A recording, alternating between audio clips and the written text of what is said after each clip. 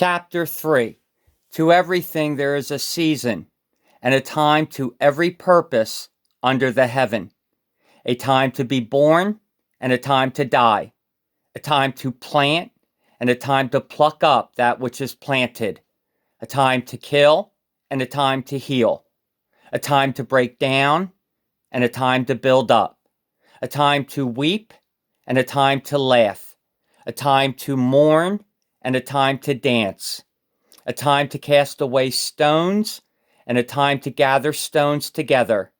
A time to embrace, and a time to refrain from embracing. A time to get, and a time to lose. A time to keep, and a time to cast away. A time to rend, and a time to sow. A time to keep silence, and a time to speak. A time to love, and a time to hate. A time of war, and a time of peace. What profit hath he that worketh in that wherein he laboureth? I have seen the travail which God hath given to the sons of men to be exercised in it. He hath made everything beautiful in his time. Also he hath set the world in their heart, so that no man can find out the work that God maketh from the beginning to the end. I know that there is no good in them, but for a man to rejoice and to do good in his life. And also that every man should eat and drink and enjoy the good of all his labor. It is the gift of God. I know that whatsoever God doeth, it shall be forever. Nothing can be put to it, nor anything taken from it. And God doeth it, that men should fear before him. That which hath been is now, and that which is to be hath already been, and God requireth that which is past. And moreover I saw under the sun the place of judgment, that wickedness was there, and the place of righteousness, that iniquity was there. I said in mine heart, God shall judge the righteous and the wicked, for there is a time there for every purpose and for every work. I said in mine heart concerning the estate of the sons of men, that God might manifest them, and that they might see that they themselves are beasts. For that which befalleth the sons of men befalleth beast. Even one thing befalleth them, as the one dieth, so dieth the other.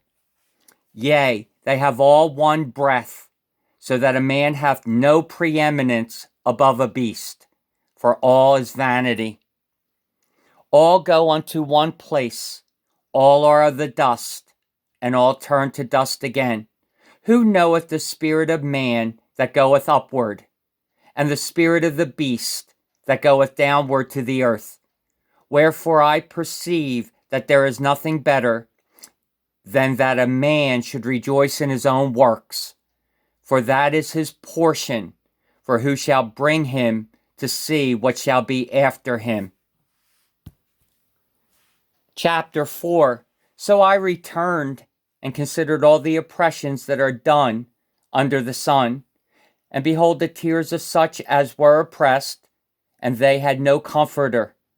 And on the side of their oppressors there was power, but they had no comforter.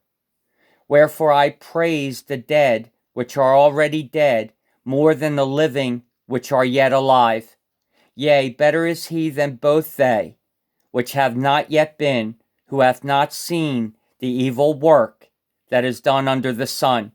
Again I considered all travail, and every right work, that for this a man is envied of his neighbor. This also is vanity and vexation of spirit. The fool foldeth his hands together, and eateth his own flesh.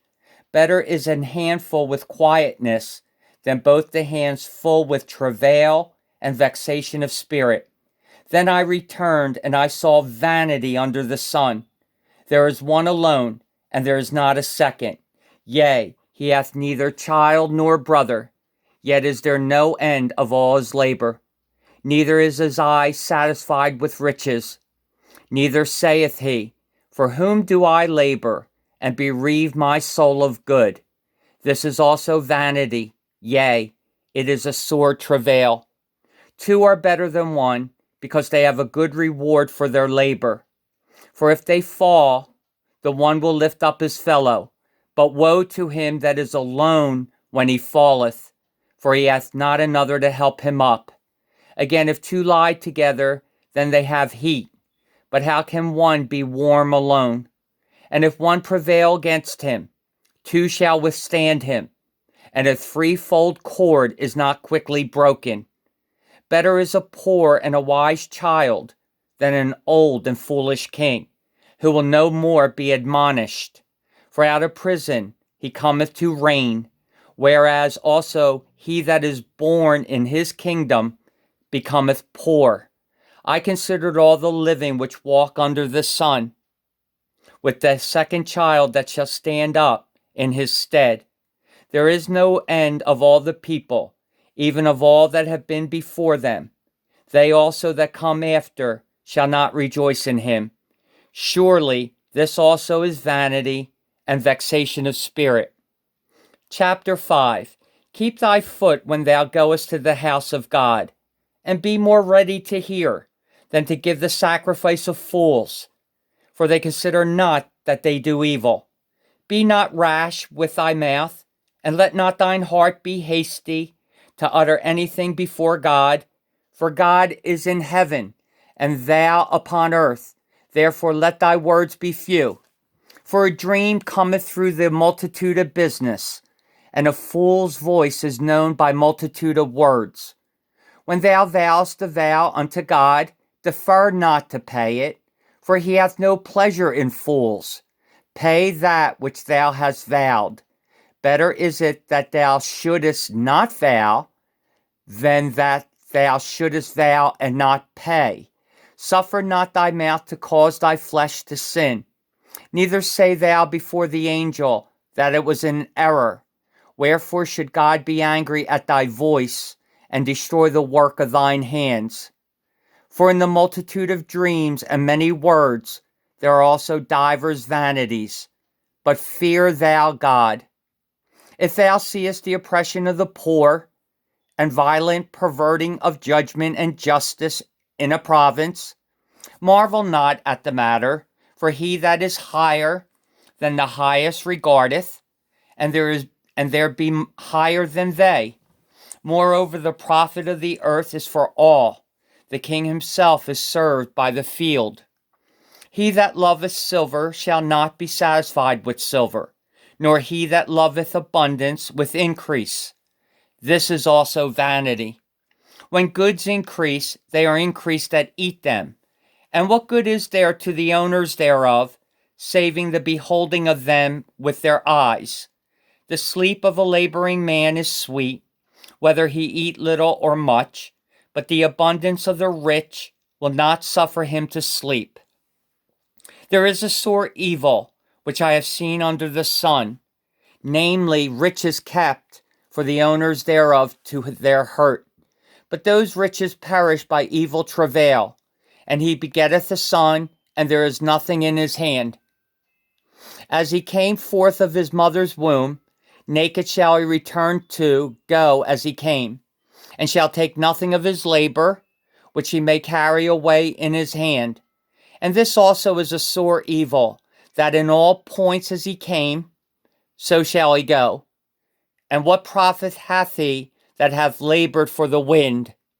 All his days also he eateth in darkness, and he hath much sorrow and wrath with his sickness. Behold that which I have seen. It is good and comely for one to eat and to drink, and to enjoy the good of all his labor, that he taketh under the sun all the days of his life, which God giveth him, for it is his portion. Every man also to whom God hath given riches and wealth, and hath given him power to eat thereof, and to take his portion, and to rejoice in his labor. This is the gift of God. For he shall not much remember the days of his life, because God answereth him in the joy of his heart.